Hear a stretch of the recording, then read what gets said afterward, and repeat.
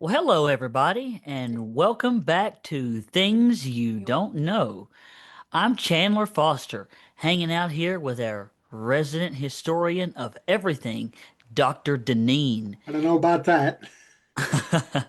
and the man whose playlists are basically a history curriculum, Dr. William Weaver.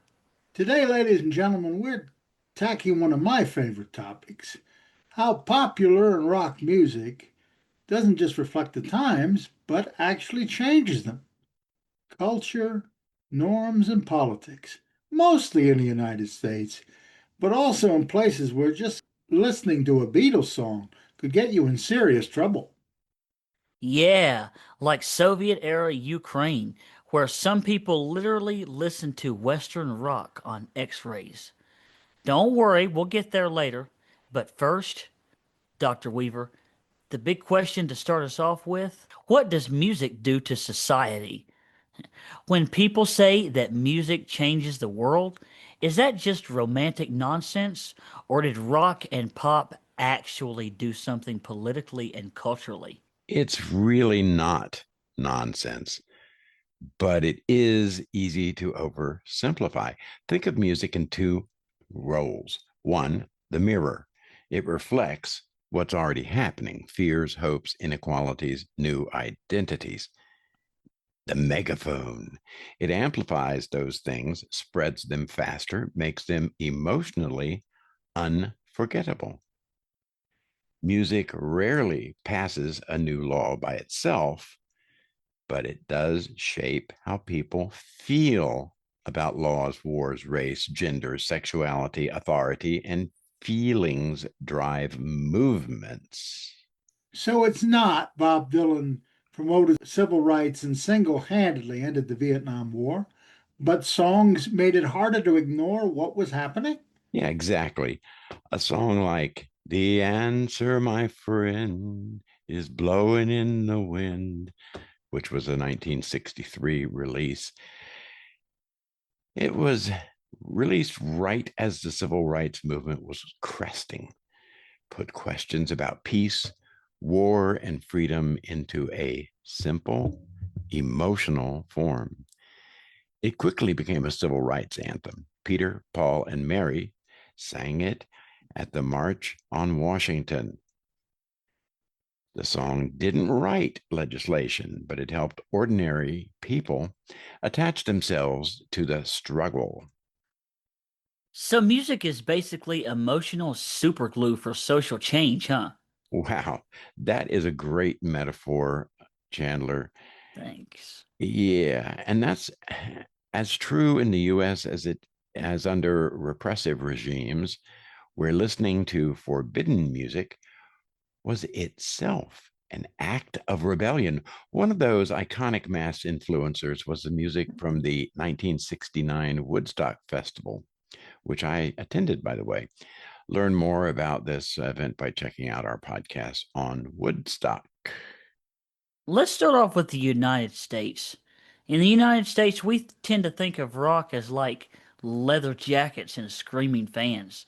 How did it mess with norms? Well, in the 1950s, early rock and roll grew out of rhythm and blues, gospel and country, largely Black musical traditions.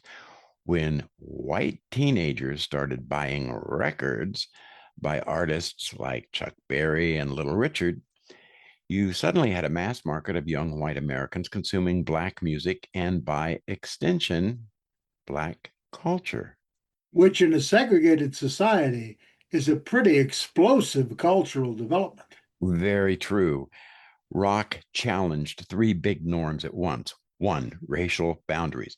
While radio stations playing Black origin music undermined strict segregation of culture, even as politicians and school boards were fighting to keep physical segregation in place. Two, generational obedience. Parents heard this loud, suggestive music and said, "Turn that noise off." The conflict itself gave teenagers an identity. "We like this music. You don't. Too bad." Also, affect sexual norms.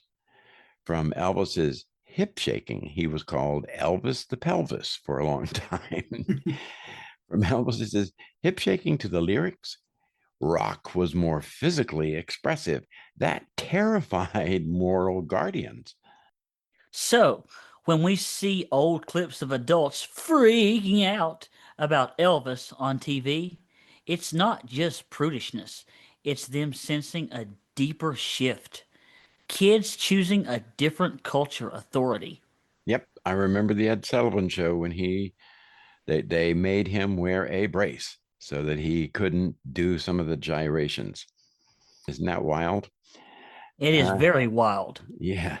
So, as you say, the shift, that's you're exactly correct. And that set the stage for the 1960s when rock and folk music became a soundtrack for civil rights, the anti war movement, and a broader youth counterculture. Maybe we call that the hippies, huh? Let's park our discussion in the 60s for just a little bit. How did music both reflect and shape the civil rights and anti war movements? Well, on the civil rights side, you had spirituals and gospel songs like We Shall Overcome, and also folk and soul, Dylan, Sam Cooke, Nina Simone, and others wrote songs that both mirrored existing injustice and encouraged people to act.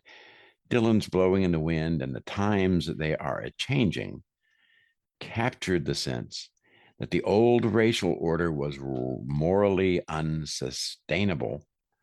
Sam Cooke's A Change Is Gonna Come was written after he experienced racial discrimination. It became an anthem of both pain and hope. And then Vietnam hits. Right. As casualty numbers climbed and TV images of the war reached American living rooms, songs gave people a way to articulate their discomfort. CCR, Creedence Clearwater Revival, with Fortunate Son, called out class privileges in who actually fought and died. Yeah, people could say they had a bone spur and get in their foot and get out of the draft. Interesting. Buffalo Springfields, for what it's worth, inspired by street clashes in Los Angeles, becomes this generalized protest anthem. Music here is doing two things: giving language and emotion to people already uneasy, and two, it's also creating a shared culture. If everyone at the protest knows the chorus, you get instant solidarity. The music is almost like a portable rally speech built into a 3-minute track. Exactly. And those songs still shape how later generations remember the 1960s. They don't reflect history, they become part of it. Let's jump to cultural norms now, especially gender and sexuality. How did rock and pop bend those? Yeah, in a big way. In the late 60s and 70s, you get Janis Joplin. Which I have to say is one of my personal all-time favorites. How about Grace Slick? Oh yeah. Yeah. And other women fronting rock bands with raw power, challenging the idea that women should be demure or decorative. Lyrics about female desire, heartbreak, and autonomy that just didn't fit the 1950s housewife mold. In the 70s and 80s, you see glam rock when artists like David Bowie playing with gender presentation, makeup, and androgyny. Later, punk and new wave subcultures adopting non conforming fashion, challenging rigid gender roles. Check out our Lace Code podcast to learn more about that. But then by the time you get to someone like Madonna in the 80s during my adolescence, you have a woman very consciously using sexuality and pop imagery to push conversations about sex, about control, and empowerment and double standards. Exactly. Whether you liked her or not, she forced debates about what women were allowed to do on stage and, by extension, in public life. This kind of thing also extended into even musical theater. If you ever get a chance to see Tin Types, it is a musical, and in one of the songs in that is it's 50-50, and it's sung by the female people on there.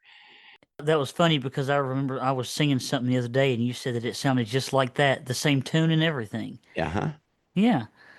So music videos and concerts become little battlegrounds over who owns sexuality, old moral authorities, or the performers and fans themselves. And those debates spill into school dress codes, parental meetings, church sermons, and again, music is both mirror and megaphone. Every time norms move, somebody tries to yank them right back. So let's talk censorship. How did American politics push back against rock and pop music? Well, the pattern is almost formulaic. New sound appears, it's seen as dangerous by some. Moral panic, it's corrupting our youth. Attempts at control, like bans, hearings, warning labels. In the 1950s, TV cameras avoided Elvis's hips. In later decades, school boards tried to ban certain albums. And Dr. Deneen mentioned that when we were looking at making this podcast. The big symbolic moment is in 1985 with the Parents Music Resources Center hearings in the U.S. Senate. Tipper Gore and a group of politically connected women pushed for content warning labels on rock and pop records they considered obscene or violent. The famous Filthy 15 list targeted artists from Prince to Twisted Sister. Musicians like Frank Zappa and Dee Snider testified, warning about censorship. And out of that, ladies and gentlemen, you get the parental advisory explicit lyric sticker, which ironically became a badge of honor for teenagers. Exactly. The sticker reflected conservative anxiety about sexuality, violence, and satanic panic. But it also affected culture by making those albums more desirable to young fans who wanted to push those boundaries. So censorship attempt sometimes end up giving the music a rebellious halo. Right. The more you tell teenagers you can't listen to this, the more they want to listen. Quick detour. You said popular music, not just classic rock. We kind of have to talk about hip hop now. Yeah, definitely. While the episode's center of gravity is rock, hip hop repeats the same pattern in a new idiom. Grandmaster's Flash, the message, painting a picture of urban poverty. Public Enemy, calling out systemic racism. NWA's F the Police, speaking directly about police brutality. Songs like those reflect already existing injustices, but they also help shape public conversations. When the FBI writes a warning letter about your record, like they did with NWA, you know music has become political. Which, might I add, was a reason for their song called F the Police. Right. So once again, there's a backlash, record stores refusing to stock albums, politicians condemning lyrics. It's the Elvis panic all over again, updated. Yeah, exactly. New music genres, same anxiety. If kids hear this, society will fall apart, was the warning. Yet those songs also gave marginalized communities a way to narrate their reality. Okay, let's cross the ocean now. In the Soviet Union and the satellite states, including the Ukraine, rock and Western pop were often officially banned or tightly controlled. What did that do to the cultural meaning of the music? Well, it supercharged it. In the Soviet system, Western rock was labored bourgeois, decadent, or ideologically dangerous. Importing or owning certain records could bring KGB attention. So people invented an underground ecosystem. Magnetizat, passing around illegal tape recordings copied endlessly from one reel to the next. Bone music, so called bone music, bootleg records pressed into discarded x ray films. They literally look like skulls and rib cages with grooves. They were used from the 1950s onward to distribute band rock, jazz, and even some Russian songs that didn't pass censorship. That is medical and metal at the same time. Totally. Imagine holding a translucent x ray of someone's ribs up to the light and seeing faint grooves that play a smuggled Elvis or Beatles track back in the USSR.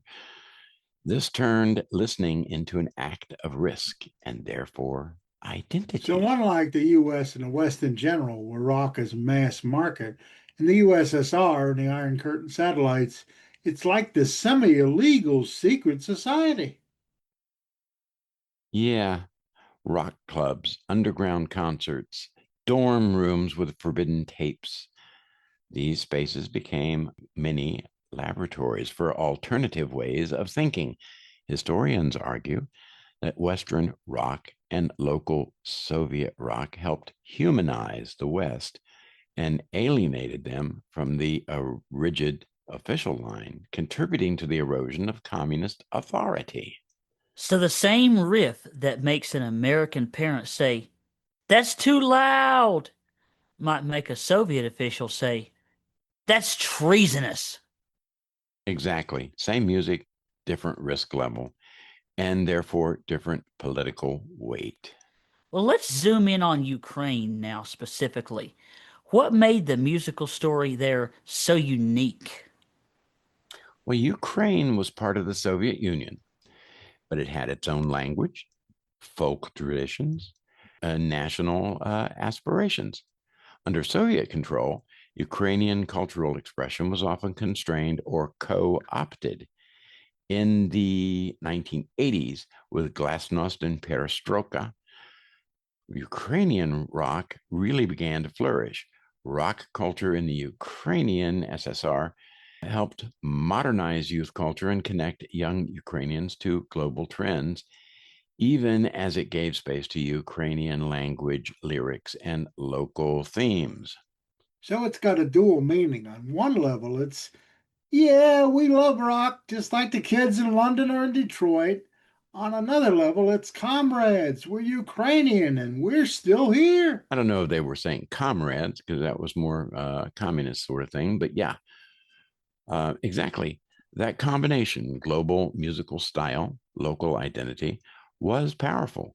It signaled we are part of the wider world, not just a Soviet province. After Ukraine got its independence in 1991, rock and pop continued to be tied to politics and identity.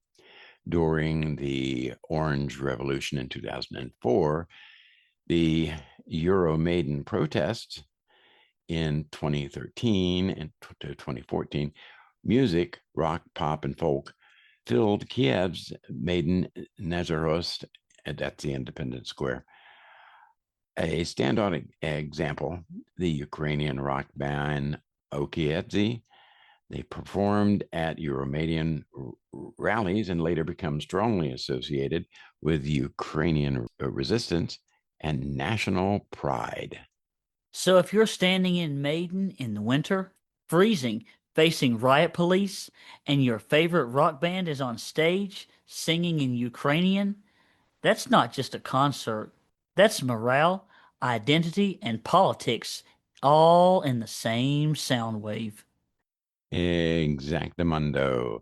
And in the current war, Ukrainian musicians, from rock bands to DJs to folk revivalists, continue to write anti war songs, fundraise with concerts, and use music to process trauma and rally resistance. Music is both a coping mechanism and a statement. We are still here and we're not giving up. I want to underline something. For youth in Soviet Ukraine, music wasn't just either Western or local, right? There was an amalgamation, a mix. Yeah. You had imported Western rock, which was often smuggled, copied, and whispered about. And then you had Soviet and Ukrainian rock bands who started by imitating Western acts and then developed their own sound, sometimes in Ukrainian or Russian. Folk and pop bands drawing on Ukrainian traditional melodies, but with electric guitars and synthesizers. That blend allowed young people to feel cosmopolitan and distinctly Ukrainian at the same time. As one ethnomusicologist put it, Ukraine's musical traditions are deeply tied to questions of sovereignty and identity. So when those traditions mix with modern rock and pop, you're getting a very political kind of pop culture, even if the lyrics aren't explicitly about parliament or borders. And all of this is happening under or just after a system that tried to tightly control what people heard, what languages they sang in, and what subjects were allowed.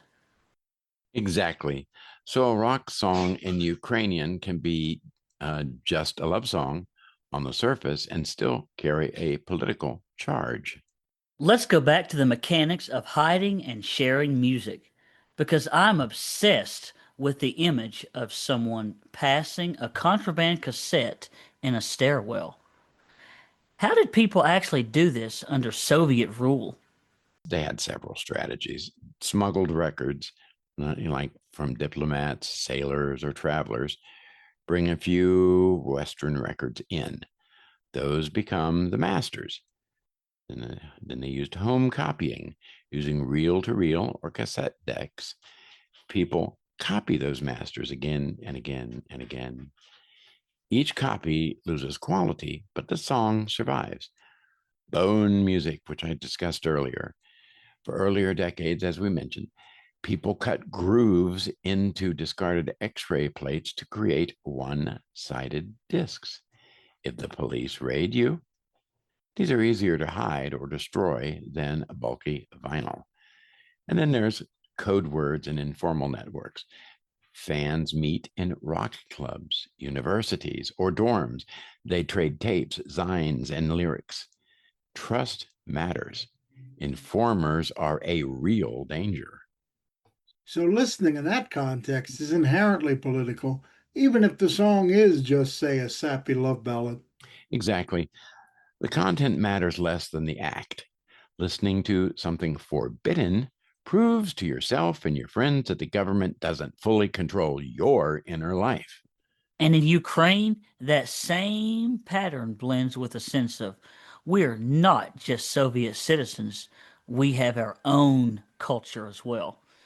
So the music is quietly redrawing mental maps. Now let's fast forward to right now. We live in a world of streaming, TikTok, and 1,000 microgenres. Do songs still shape politics today the way Blowing in the Wind or underground rock did? I'll say they do. Well, they do, but in a more fragmented way.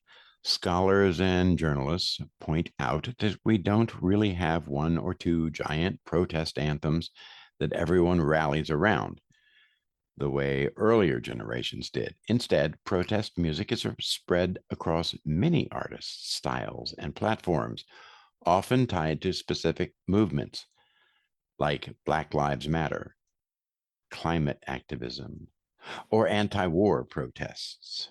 So instead of one Bob Dylan or Johnny Cash, You have a swarm of artists, rappers, rock bands, bedroom producers, each with their own niche audience. Precisely. The upside is diversity, more voices, more perspectives, more local scenes. The downside is that it's harder for a single song to become a universal rallying cry. In Ukraine and other conflict zones, though, you see particular songs, old folk tunes, new rock tracks, viral electronica, turn into anthems of resistance. Technology just charges how fast they spread, not their emotional power. Now, let's pose the philosophical question here. If we had a magic no music universe, no rock, no pop, bad universe to me, would history actually look different? Yeah, Chandler, you bring up a good point. I do think so, yes. It's not that music alone topples governments or passes civil rights laws, but it shapes a memory. The soundtrack you attach to an era influences how you remember it and how future generations interpret it. It also builds communities. Concerts, dance floors, protest stages, even secret listening parties in Kiev dorms all create social networks that can later mobilize people. It also normalizes new norms. The more you see and hear diverse identities and ideas in songs and videos, the less shocking they become in real life. It also offers a safe rehearsal space. Singing along to a radical lyric is often the first step before someone acts on that feeling in the real world. So, music doesn't replace politics, but it feeds it emotionally, imaginatively, sometimes logistically. And under regimes that understand that, like the Soviet authorities did, you see exactly how dangerous they think music is by how hard they try to control it. Yeah, for sure. When a government feels the need to ban Beatles records and chase down X ray bootlegs, it's acknowledging that culture can be subversive. Okay, Dr. Weaver, so for the person listening with some earbuds in right now, maybe on a subway or in a car even, what should they take away about their own playlist? Well, three things. Your music is a time capsule. 50 years from now, historians will look at your playlists and charts to understand what this era felt like politically, emotionally, and socially. The other thing is listening is never totally neutral. Whether you're streaming a protest track from Kiev or a love song from the 1960s, you're participating in a cultural network with histories behind it. Also, pay attention to what gets banned, mocked, or feared. Often, the music makes powerful institutions most nervous is telling you something about where society might be heading. And maybe don't take for granted that you can just open an app and listen to anything. In a lot of places and a lot of times, people risk their jobs, their freedom, sometimes even their lives, just to hear a few chords from a forbidden band. Including kids in Soviet era Ukraine listening to rock on someone's X-rayed ribcage. I still can't get over that one. Yeah, it's a pretty powerful image, actually. Literal bones carrying music that says, another world is possible. And that's where we're going to leave things for today. And if you enjoyed this episode, maybe queue up a mini playlist of protest songs and underground tracks, from 1960s folk to Soviet phone music stories to modern Ukrainian rock. And think about how each one reflects and shapes its moment. And as always, folks, if you have questions or want us to dive deeper into one of these threads, the Soviet underground music scene, the PMRC censorship battles, Ukrainian wartime music, or anything like that, send them our way. Yeah, and listen carefully. History has a beat. Well, this has been Things You Don't Know. I'm Chandler Foster. I'm Dr. Sean Deneen. And I'm Dr. Weaver. Hey, thanks for listening. Bye for now. Come on back soon.